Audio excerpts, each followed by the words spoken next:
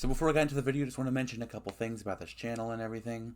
So in my next video, I'm going to go over the next couple videos I'm going to make throughout October. I'm probably going to be uploading around 3 videos a week, so I just want to mention that first. Other thing is, again, I just want to do my thing that I've been doing over the last couple of videos, is just mention that I'm definitely on pace to hit 1,000 subscribers before the election. Probably would have been by the end of the month, but I haven't uploaded in the last 2 weeks. I've just been up with school and college and everything, so apologize for that, but I'm going to try and get a couple more videos out a week. Thanks everyone for actually subscribing to this. I mean, this video alone got, I don't know why, but exactly 100 subscribers. But I wanted to use it as an example because it's the last one that did really well, and still 95% of people weren't subscribed here. So you'll see that even 20 or 19 times the amount of people, I could have gotten 1,900 from this. Probably not a good comparison because obviously not everyone would, but that's my point. I just want to mention that I love interacting with every one of you here. Just thanks everyone for coming to these videos and those who do choose to come back to them. All right, goodbye. Hello, today's September 22nd. Today I'm going to be going over my presidential election predictions for November, and I'm just going to go over how I do the margins first, and then I'm going to go straight into the safe states and everything. For those who are new, I predicted every state in 2020 correctly. That's kind of my legacy here, and if you want to know more about that, I made a video and I put the link in the description about that. So hopefully I can do that twice in a row, but this is supposed to be a much more difficult election to predict than before, so we'll see. The colors I have on North and South Dakota right now mean safe Republican, which would be 15 points or more of a victory. So if Trump had 60% of the vote here and Harris had 40% of the vote, that's a 20% win. That's safe red. This would be likely, which is 7 to 14.9%. So that would be if you had 57% of the vote to 43, that's a 14-point win. That's likely. Anything between 7 and 14% is likely. And then 2 to 6% is a lean state, or 6.9%. So if you won 53 to 47, that's 6%. That's a lean state. And anything under 2% of a win, so 51 to 49 or less, would be a tilt state. And that's just the reason I do that is primarily because it just shows the margins better on the map, if that makes sense at all. So if I was gonna make 10 points a safe state, then I probably wouldn't have Maine. I would have Maine as safe, and I don't like having Maine in the same categorization for Democrats as I do with Massachusetts and Maryland, which I'll just start with the safe Democrat states: not North Dakota, Vermont, Massachusetts, Rhode Island, Connecticut, New York, Maryland, DC, Washington, Oregon, California, Colorado, Hawaii. Let me lock this map real quick. I'll do Illinois actually first. Maine's first district. Those are the safe Democrat states. All right, now let me lock the map. Lock map. So I can't move it now. Hopefully this is going to be fine then. Safe Republican states: North Dakota, South Dakota, Wyoming, Idaho, Utah. Probably it's probably not going to shift enough for Democrats to make it under safe, but yeah. Montana, same thing. Oklahoma, Arkansas, Louisiana, Alabama, Mississippi, Tennessee, Kentucky, West Virginia, Indiana. Probably so far the average here is it's likely for Harris, but I think for Trump, but I think he'll win it by 18%, maybe 22%, something like that. And then I'll add in Missouri and Nebraska's 3rd district and Nebraska at large. I think that's it. That's what I'll do for the safe states. So obviously if you're Republican, you're probably asking, if you haven't watched any of these videos before, Nebraska's 1st district, Kansas, Florida, Ohio, Iowa, Texas, South Carolina, Alaska. Yeah, you're going to win all of them, but probably not by 15%. I think the much more safe states I give for you guys that aren't in that margin would be South Carolina, Kansas, Alaska, and Nebraska's 1st district. So Kansas is one of the fastest Democrat shifting states in the country, and it's probably going to be around a 13-point win for Trump here. In 2020 and 2022, I meant it. Jerry Morin did win here by a safe margin, 21%. But Trump only won here by 14.9%, so you could look at that as a red shift. But in general, the state used to be like 40 points red, and now it's like 15, 20 points red. Like, Kansas is one of maybe the only other state that's shifting faster than Kansas is either Alaska, Nebraska, or Texas. Those are all pretty fast blue shifting states. And don't worry, I'll get into the red shifting states in a moment. That's why New Jersey's not in there, and I'm debating about New York, but New York's probably going to be safe still, like 18%. I think that's a good prediction. 17 to 18% of a win for Harris, which Republicans should generally be ecstatic about. The fact that New York is shifting, and that is a state they could carry in like 2036. I'm going to move, Iowa. I'm not really moving that many state calls. I'm moving more state calls than I am actual margin shifts. Like, obviously Iowa, Ohio are still likely red. Florida's still going to be likely red. I know there's a lot of Democrats who think that Harris has a good chance in Florida. And I'm sorry, I just really don't believe that she does. I just, for no reason do I think that she has a chance in Florida. But something I do want to talk about, we've already gotten some turnout numbers for early voting. And that's why I wanted to wait a couple days, and I wanted to wait more a little bit after the debate to see how things have changed. And things have changed a lot. Harris is now up like 4 points nationally in most of the good rated polls. And I might do a poll analysis video for 2022. That's probably what I'm going to do this year as well. After the election, I'm going to do a video saying like which polls were the best, because oddly enough, I believe it was Emerson College in 2022 that got almost all the swing state races for the Senate within 1 to 2 point margins, and almost all of them were correct calls. Every single one of them. They were one of the only pollsters that had Nevada going blue in 2022. That was the only mistake I made in the Senate. So yeah, that was Emerson College is a great pollster, and I believe they had her up, let's say, probably like 4%. I've seen Harris up 6%, 5%, 4%. I haven't seen Trump lead in any real polls, and by real polls I mean like good polls, for a long time. Like, by that I mean before the debate. It's been since before the debate since I've seen him leading nationally in anything. MSNBC came out with a poll today having Harris up 4. Again, generally it doesn't matter. What matters is the shift we're seeing in general with the polls. So Harris is doing a couple points better than she was before the debate. We don't know exactly how she was doing, because that really just goes to election day, but we can assume that if she did lose the debate, then she would be doing a couple points worse based on the fact that she's doing a couple points better. And that's something important for Democrats. But what I wanted to mention about the voter turnout is I can't remember if I had Virginia as lean last time, but I am solidly putting it at likely now. The turnout numbers for Virginia were down almost everywhere besides Fairfax County. So yeah, that's good. That's a good sign for Democrats. Now, I don't know if that's going to be if it's still going to shift red from 2020. It probably will, a couple points maybe.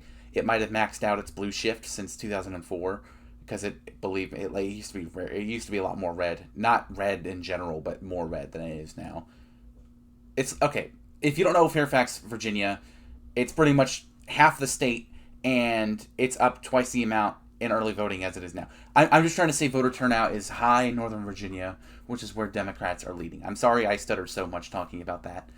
And I'm also going to move, I'm keeping New Jersey, and I'm going to move Delaware to safe. I'm moving Delaware to safe blue, because frankly we don't have enough data, and I think that in general Delaware's, like, if you look at the voter registration we had for August, Republicans aren't making gains in like smaller states. They're making gains in the big states, and then in some of them they're like Florida, New York, Pennsylvania, they're making big gains in voter registration, but they're down in voter enthusiasm. Plus, like, the only thing I can think of that will get Delaware Republicans out to vote higher than they did in 2020 would maybe be that there's a transgender nominee for Congress and they want to vote, that they really, really, really do not want in power. So that's the only thing I can think of that will get Delaware Republicans out to vote.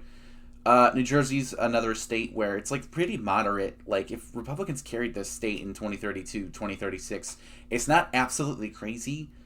Like, New Jersey's always been on the moderate side. They had Chris Christie. They never vote for a Republican, for a Democrat by a very safe margin. By like, when's the last time anyone won New Jersey by 25+%? I can't even tell you that. I hope Obama did. I think Obama won it by like 22% in 2008. I hope that's correct. If it's not, I feel pretty stupid. But in general, 2000 and 2004, New Jersey was competitive. 2008 and 2012, obviously Obama had his he just did so good in the North. But see, 2016, it was a likely state. 2020, it shifted back for Biden. But I believe I think Harris is going to get less moderate votes than Biden did. Like, she's not going to get white moderates to come out for her like Biden did. And that's a lot of what New Jersey is. I don't think she's getting that. I do think Tim Walz is going to carry Harris. And it's going to be one of the main states where Harris does better than Biden did, and it's not because of Harris alone. It's just because Tim Walz. I do think it has a bigger effect than people think, especially having a vice president from there. You could say the opposite for J.D. Vance. You could say you could move Ohio down the lean, especially with Sherrod Brown's race. The last poll that came out for the Ohio race actually should concern Democrats, the Senate race. It's because that is the first poll I've seen in months that's had that Republican candidate out, and that was from ActiVote, which is a blue pollster. They oversample Dems a lot, which, I mean, they adjust for that, obviously. My point is, like, it's some scary stuff. Democrats can't really afford to lose any more than they're already going to lose in the Senate. They're probably not going to get it as it is. But they might make up for that in Texas. The last Senate poll in Texas, they were leading against Ted Cruz. Now, Harris was still down 3, and I expect her to lose by 4.5, something like that. I still expect a blue shift from 2020, or at least a very similar win from 2020 for Trump. I'm going to give him a cap of 6.7%. He's not really going to move it more than a point more towards his way, because I don't think the shifts really allow for that. That's just how I'm going to do it. New Mexico, New Hampshire, and Maine, they're all blue states. I've seen some Republicans try... I actually made a tweet about this because some Republican made some absolutely wild prediction map where they had New Jersey, New York, every swing state, including Minnesota, New Mexico, and New Hampshire, and Maine, all as red states. No. If you are actually a Republican, you're going in thinking you have a chance in, like, New Jersey or New York, especially New York. I mean, New Jersey could be a wild card, like if Obama won Indiana, kind of thing. I don't think. No, that still doesn't make sense. Obama was probably supposed to win Indiana. I think, like, with the polls. I looked at the 2008 polls before, because I wanted to see how they changed in accuracy. 2008 polls were pretty accurate. I believe I think a lot of people had what happened in 2008, but you switch Indiana and Missouri. I think a lot of people thought Obama was going to win Missouri. But whatever. I'm not going to get into that. I want to hurry up a little bit more. I'm going to go into North Carolina, which is another state Democrats have really, really, really high hopes in, especially considering if they can't win Pennsylvania, they need North Carolina plus Nevada, which I'm pretty confident Harris wins Nevada. Again, the more independents that are gained throughout voter registration, the more I think Harris has an advantage in states like Nevada and Arizona. I am going to give Trump back Arizona today, by the way. Last video, I had the same map as 2020. I am giving Trump back Arizona. Again, I just cannot see Harris pull this far behind Gallego and believe Harris can really comfortably win Arizona.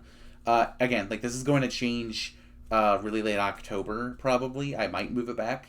Especially if Harris shows up to an empty podium for the second debate that she just accepted, that Trump declined. If she shows up to an empty podium or gets a town hall, like, I think just Harris getting a platform to speak at all really helps with her strive that she's been trying to do with independent voters and moderate Republicans. But back to North Carolina, I'm giving Trump... I'm still going to give him tilt in. I think Democrat turnout might be at an extreme all-time high in North Carolina.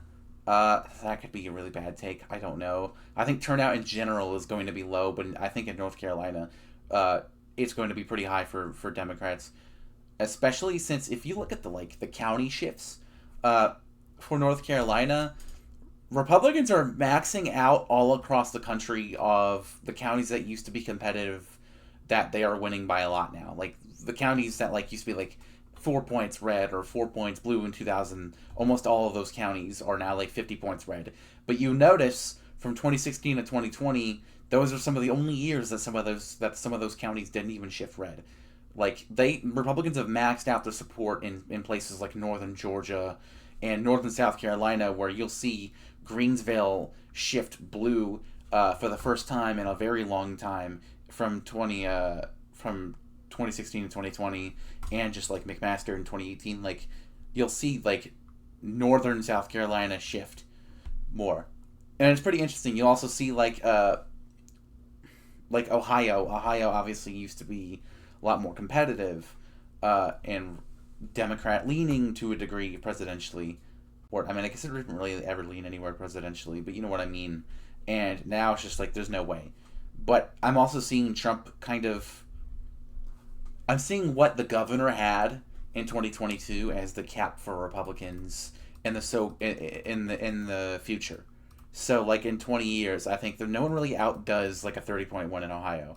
And I think when it gets to that, especially when you see Southern Ohio and Cincinnati start shifting blue, you have to wonder, could Ohio actually eventually come back? Will that actually overturn with Columbus and Cincinnati? Will that overturn the fast red shift that happened from 2012 to 2016? Did Trump really max out that support in those smaller counties that carried him to victory in the Rust Belt? And like I said, my answer is I really do think so. And especially you see North Carolina, the little panhandle of North Carolina, one of the fastest bluish shifting parts of North Carolina. And like one or two of these counties could be enough to just shift North Carolina to Harris overall. And again, if Harris wins North Carolina, she probably does not need Pennsylvania, because if she wins North Carolina, she's probably winning Nevada, Wisconsin, and Michigan. I am giving her Michigan and Wisconsin regardless. Both leans still. I've seen one poll for the first time in like a month where Trump was up in Michigan. I'm really concerned about that. I actually I follow Polling USA on Twitter. I don't know if anyone knows about them, but they are like they're a pretty fun account, and they actually like I mean, obviously there's more than one polling account, but they like say who the polls are from, and that led me to do a thing about how good is Trafalgar really. And I went to 2022. Trafalgar had Republicans winning New Hampshire. They had Republicans like in the Senate. They had Bolduc winning. They had Mark Kelly. They had Blake. What's his name?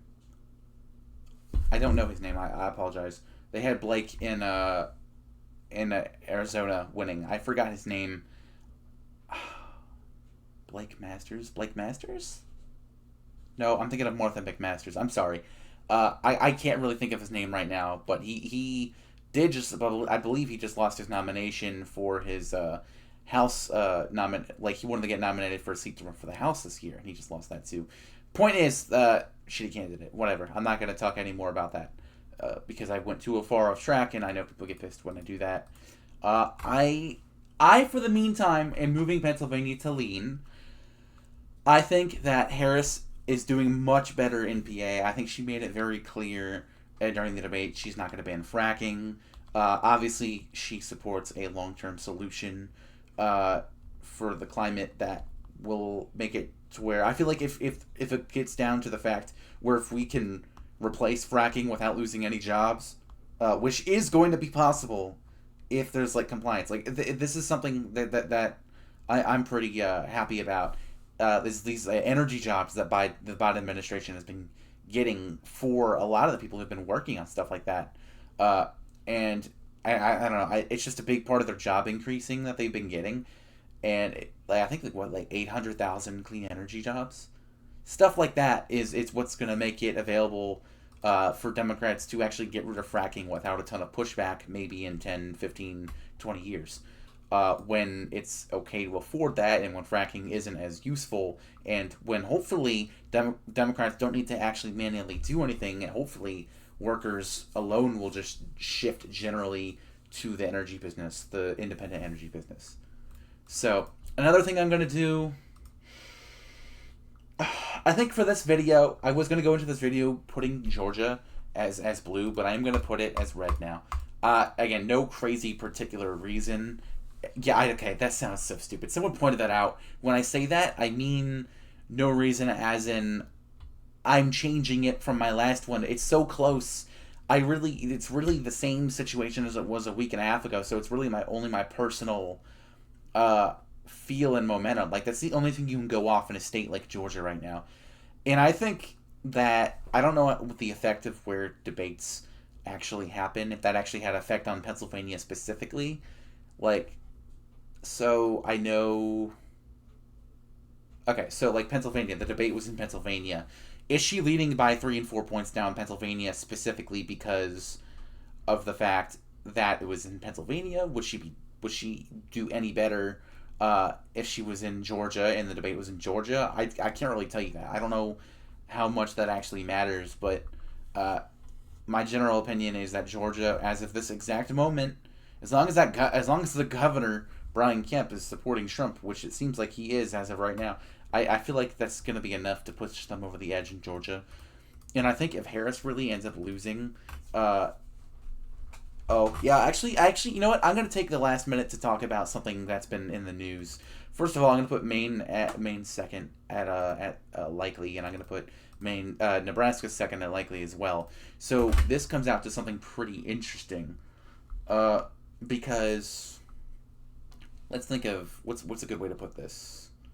So, okay, say Trump won Wisconsin, right? And okay, say Trump won Wisconsin and Nevada. No, let's do this a different way. I'm sorry. I'm trying to explain the Nebraska thing. If anyone's heard about the Nebraska thing, I want to go over that. Let's say. Hold on. I know. This might be mildly annoying for someone. So say, okay, 12. I need 12 points here. How do I get to... Okay, my point is, if there's a tie, it's a lot less likely to be a tie, because Nebraska Republicans are trying to ban something, which is the law of the winner-take-all system. They want to get rid of that for the precincts, and they want to make that to where Trump would just get all 5 electoral votes, which I don't know where that factors on election interference, and if that bill can even get passed at this moment. It looks like they are a couple people short of that being able to happen. I'm not exactly sure how that vote's going to happen, but it is scary for Democrats, because there is a scenario where they tie here, and I'm sorry I can't find it. I feel like this is so annoying. I guess, okay, you know what? I found the tie scenario. This map, but Nevada, and if it was a winner-take-all system, it ends up being a tie instead, is what I mean. It wouldn't break a tie. It would make it a tie instead. So if they put that law in Nebraska and Trump just wins Nevada on top of this map, he would be the new president if Republicans hold the House, I believe. I used to think it was the current House that voted on who the next president would be, but I saw something online and it said that the new Congress would actually vote on this. So Democrats, if that's true, Democrats really need to win the House this year so they could put Kamala Harris in. But we'll see. And I think I for now, I'm obviously not. I don't think that law is going to get passed in Nebraska. That shouldn't be a scenario, and it'll be crazy if that happens. But I think it's going to come down to just a couple states, and in this map specifically, it's going to come down to a district in Nevada, and Nevada, not in Nevada. All right, sorry for rambling off with a couple last minutes. I'm just trying to push this video out. Thanks for everyone watching. Just subscribe if you want to. I do pretty good historically with predictions. You can go back. I've done pretty good for myself, I'd say. Thanks for watching.